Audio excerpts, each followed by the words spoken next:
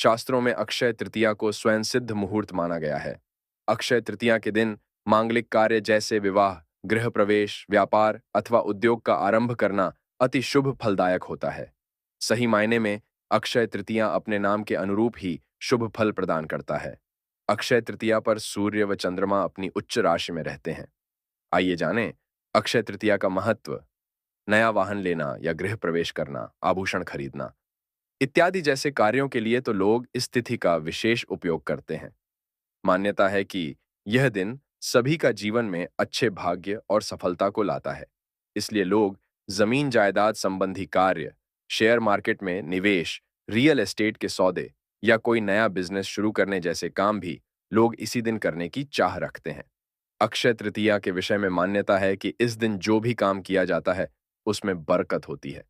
यानी इस दिन जो भी अच्छा काम करेंगे उसका फल कभी समाप्त नहीं होगा। अगर कोई बुरा काम करेंगे तो उस काम का परिणाम भी कई जन्मों तक पीछा नहीं छोड़ेगा। धरती पर ईश्वर ने 24 रूपों में अवतार लिया था। इनमें छठा अवतार भगवान परशुराम का था। पुराणों में उनका जन्म अक्षय तृतीया को ही हुआ था।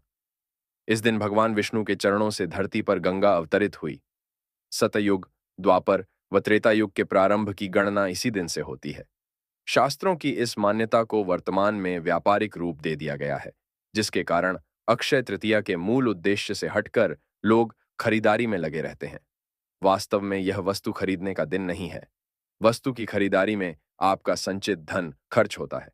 शास्त्रों में कहा गया है कि न माधव समो मासो, न कृतेन युगम समम, न च वेद समम शास्त्रम, न तीर्थ गंगयाम समम।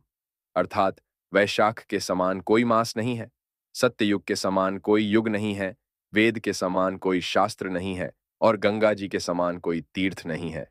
उसी तरह अक्षय तृतीया के समान कोई तिथि नहीं है। वैशाख मास की विशिष्टता इसमें आने वाली अक्षय तृतीया के कारण अक्षुण्ण हो जाती है। वैशाख मास के शुक्ल पक्ष तृतीया को मनाए जाने वाले इस पर्व का उल्लेख विष्णु धर्म सूत्र, मत्स्य पुराण, नारदीय पुराण तथा भविष्य पुराण आदि में मिलता है। यह समय अपनी योग्यता को निखारने और अपनी क्षमता को बढ़ाने के लिए उत्तम है। यह मुहूर्त अपने कर्मों को सही दिशा में प्रोत्साहित करने के लिए श्रेष्ठ माना जाता है। शायद यही मुख्य कारण है कि इस काल को दान इत्यादि के लिए सबसे अच्छा माना जाता है।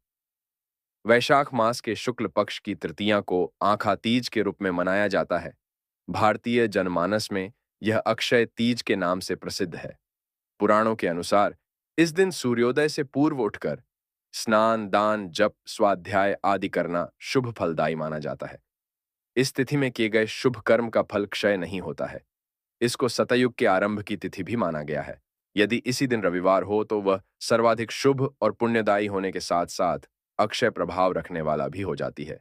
मत्स्य पुराण के अनुसार अक्षय तृतीया के दिन अक्षत पुष्प दीप आदि द्वारा भगवान विष्णु की आराधना करने से विष्णु भगवान की विशेष कृपा प्राप्त होती है तथा संतान भी अक्षय बनी रहती है। दीन दुखियों की सेवा करना, वस्त्रादि का दान करना और शुभ कर्म की ओर अग्रसर रहते हुए मन, वचन व अपने कर्म से अपने मनुष्य धर्म का पालन करना ही अक्षय तृतीया पर्व की सार्थकता है। कलयुग के नकारात्मक प्रभाव से बचने के लिए इस दिन भगवान विष्णु की उपासना करके दान अवश्य करना चाहिए।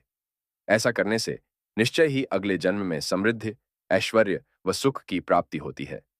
इस दिन पवित्र नदियों में स्नान कर सामर्थ्य अनुसार जल, अनाज, गन्ना, दही, सत्तू, फल, सुराही, हाथ से बने पंखे, वस्त्रादि का दान करना विशेष फल प्रदान करने वाला माना गया है। दान को वैज्ञानिक तर्कों में ऊर्जा के रूपांतरण से जोड़कर देखा जा सकता है। दुर्भाग्य को सौभाग्य में परिवर्तित करने के लिए यह दिवस सर्वश्रेष्ठ है। यदि अक्षय तृतीया रोहिणी नक्षत्र को आए तो इस दिवस की महत्ता हजारों गुना बढ़ जाती है। किसानों में यह विश्वास है कि यदि इस तिथि को चंद्रमा के अस्त होते समय रोहिणी आगे होगी तो फसल के लिए अच्छा होगा और यदि पीछे होगी तो उपज अच्छी नहीं होगी। इस दिन प्राप्त आशीर्वाद बेहद तीव्र फलदायक माने जाते हैं। भविष्य पुराण के अनुसार इस तिथि की गणना युगादि तिथियों में होती है। सतयुग, त्रेता और कलयुग का आरंभ इसी तिथि को हुआ और इसी तिथि को द्वापर युग समाप्त हुआ था। इस दिन श्वेत पुष्पों से पूजन कल्याणकारी माना जाता है। धन और भौतिक वस्तुओं की प्राप्ति तथा भौतिक उन्नति के लिए इस दिन का विशेष महत्व है। धन प्राप्ति के मंत्र अनुष्ठान व उपासना बेहद प्रभावी होते हैं। स्वर्ण, रजत, आभूषण, वस्त्र, वाहन और संपत्ति के क्रय के लिए मान्यताओं ने इस दिन को विशेष बताया और बनाया है। बिना पंचांग देखे इस दिन को श्रेष्ठ मुहूर्तों में शामिल किया जाता है। दान करने से जाने अनजाने हुए पापों का बोझ हल्का होता है और पुण्य की पूंजी बढ़ती है। अक्षय तृतीया के विषय में कहा गया है कि इस दिन किया गया दान खर्च नहीं होता है, यानी आप जितना दान करते हैं उससे कई गुना आपके अलौकिक कोष में जमा हो जाता है। मृत्यु के बाद जब अन्य लोक में जाना पड़ता है, तब उस धन से दिया गया दान विभिन्न रूपों में प्राप्त होता है। पुनर्जन्म लेकर जब धरती पर आते हैं, तब भी उस कोष में जमा धन के कारण धरती पर भौतिक सुख एवं वैभव प्राप्त होता है। इस दिन स्वर्ण, भूमि, पंखा, जल, सत्तू, जौ, छाता, वस्त्र कुछ भी दान कर सकते हैं। जौ दान करने से स्वर्ण दान का फल प्राप्त होता है।